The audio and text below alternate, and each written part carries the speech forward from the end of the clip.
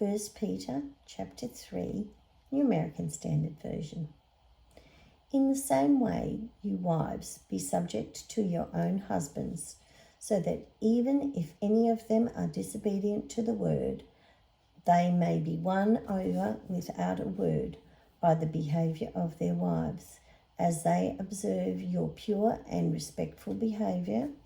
Your adornment must not be merely the external, braiding the hair, wearing gold jewellery, or putting on apparel, but it should be the hidden person of the heart, with the imperishable quality of a gentle and quiet spirit, which is precious in the sight of God.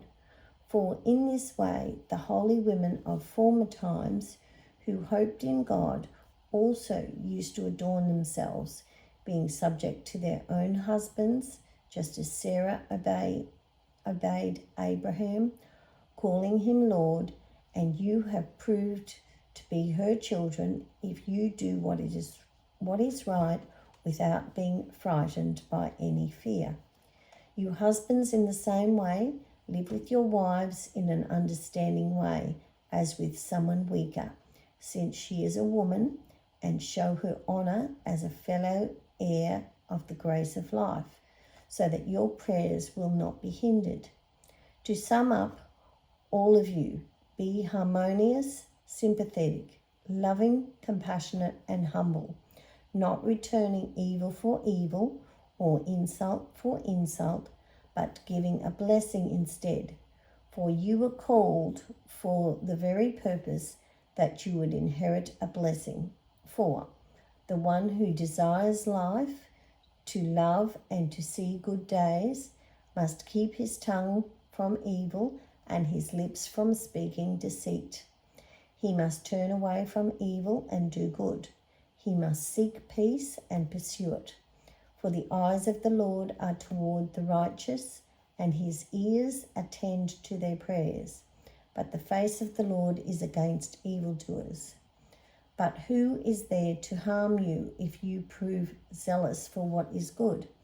But even if you should suffer for the sake of righteousness, you are blessed.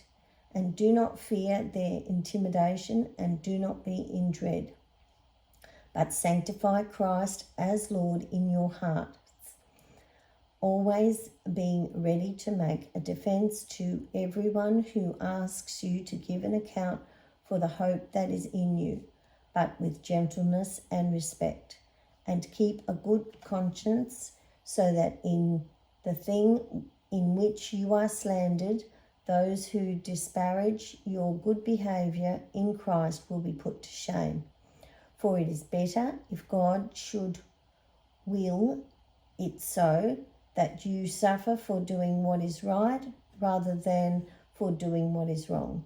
For Christ also suffered for sins once for all time, the just for the unjust, so that he might bring us to God, having been put to death in the flesh, but made alive in the spirit, in which he also went and made proclamation to the spirits in prison, who once were disobedient, when the patience of God kept waiting in the days of Noah, during the construction of the ark, in which a few, that is 8 persons, were brought safely through the water.